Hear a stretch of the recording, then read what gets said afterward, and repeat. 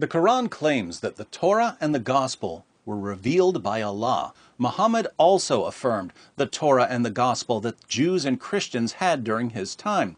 Let's look at a Sahih narration in Jami' at-Tirmidhi. In Jami' at-Tirmidhi 2653 we read, Jubair bin Nufair narrated from Abu ad-Darda, who said, "We were with the Prophet when he raised his sight to the sky. Then he said, 'This is the time when knowledge is to be taken from the people, until what remains of it shall not amount to anything.'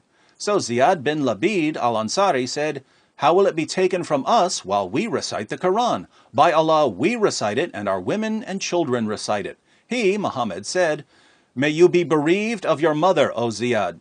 I used to consider you among the fuqaha,' those are Islamic jurists, 'of the people of Al-Madinah.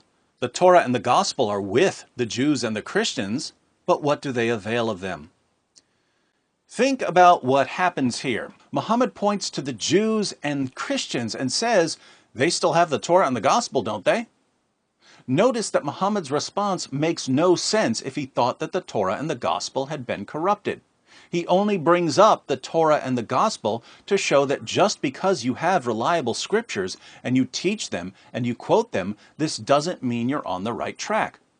So Muhammad was clearly convinced that the Torah and the Gospel being read and recited by Jews and Christians in the 7th century were the inspired, preserved, authoritative words of Allah.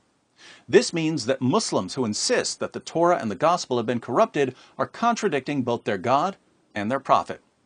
Welcome to Islam, the religion where you submit to God and your Prophet by believing the opposite of what they say.